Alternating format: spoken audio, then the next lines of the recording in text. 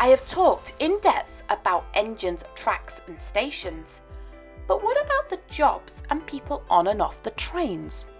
One of the most important yet definitive jobs was one that linked the public to the railway and would be the public face of the line, the stationmaster.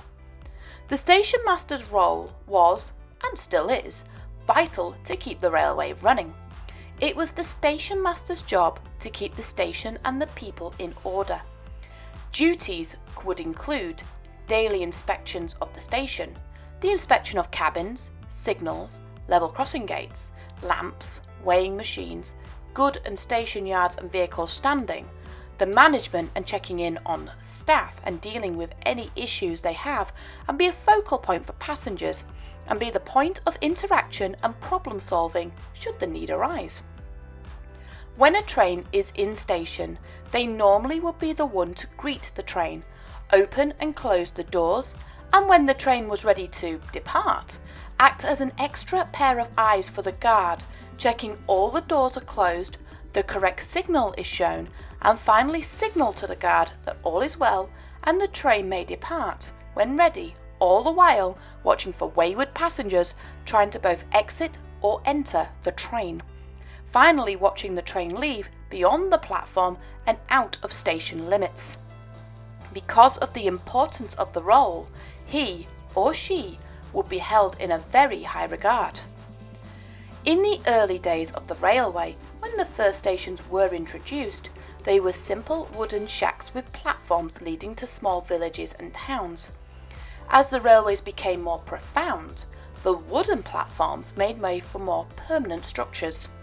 For many stations, the station master's job would include a house for the master and their family. The house served two functions. It allowed for more remote stations to be built without the worry of them being unmanned, and it meant that in the event of an emergency, the station master could be contacted day or night. It was common that the station master would be the first person to arrive and the very last one to leave. As stations got larger, especially in cities, the station masters, knowing that they could not be on site at all times, appointed deputies to be on hand in case there was an issue. The appointment would allow for less experienced employees to learn the role and step up. In the absence of the deputy and station master, the station foreman would be on hand to help. The foreman would be responsible for the safe arrival and dispatch of trains and would be on call should a passenger need help. They would be further expected to keep the station tidy and ensure all facilities were clean, but would report any larger issue to the station master to fix if needed. There are several famous station masters, but one in Japan is a cut above the rest. Kishi Station in Wakayama was facing a dilemma. Due to finance issues on the line, it, like many smaller stations, was facing closure, but the locals demanded to keep it open. Bowing to public pressure, the line and the station was saved, but drastic changes were needed, including reducing the staff and in some cases removing all station staff altogether. The now staffless stations would be run by a station manager, usually one employed from a local nearby business. Tamer, a stray cat born in 1999, enjoyed life by the station. She would often greet passengers as they went about in exchange for treats and food. Kishi's station manager, for the fun of it, thought he would employ Tamer as station master and proposed his idea to railway officials. Amazingly, they agreed, and Tamer became Kishi's first official and first ever feline station master. Her primary role was to meet and greet passengers on the line and be the face of the company. Tamer was given a home at the station and an annual salary of cat food, and even a station master's hat in winter, a summer hat, and a badge on her collar, and when a passenger stole the badge, it was replaced with a new one. As word got out about Tamer's position, the public began to show interest. They couldn't get enough of her, and in the first month alone, the railway saw passenger traffic increase by over 17%. In monetary terms, that's over 1.1 billion yen.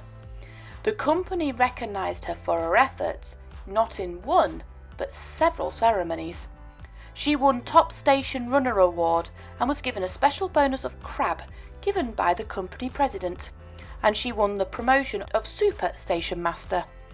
The title followed by a special ceremony and a new office, an old converted ticket booth, and a new name tag.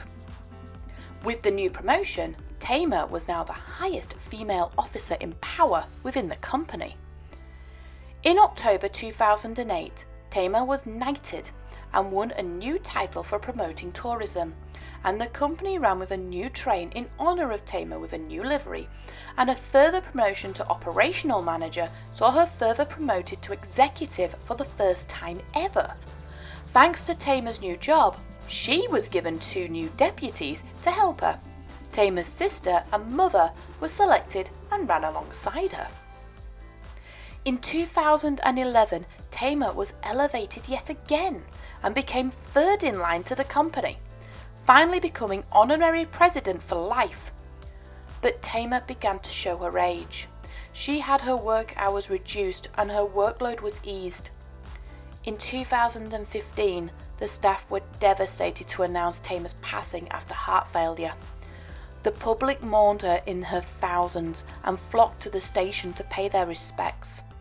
She was honoured in a traditional funeral and was enshrined at a nearby Shinto or cat shrine near the station.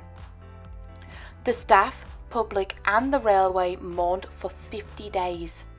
During that time, a memorial was built outside the station using stones from the local river that the executives had hand-selected during her funeral, and a statue and plaque was unveiled. Tamer's story didn't end there. The title of Honorary Station Master Eternal was given, and the station was redesigned to look like a cat. Tamer is succeeded by her apprentice, Nitama. Nitama was trained at a nearby station before being installed as Station Master upon Tamer's death. Nitama, on her first official duty as Station Master, was taken to Tamer's shrine to pay her respects and has done so every year on the anniversary of Tamer's passing. Tamer has since been recognised all over the world and even on Google as a Google Doodle. Today the station is run by several cats. Each one is taken in as strays and is loved by all.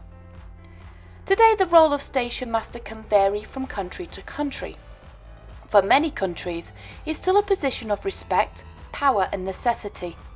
For many heritage lines, the Station Master's role is vital. They are the face and the figurehead, and usually the one that many customers would look to. The Station Master's role may have changed over the years, but they still remain a valued member of the railway life, and it's an honour to work with them when I'm on the platform.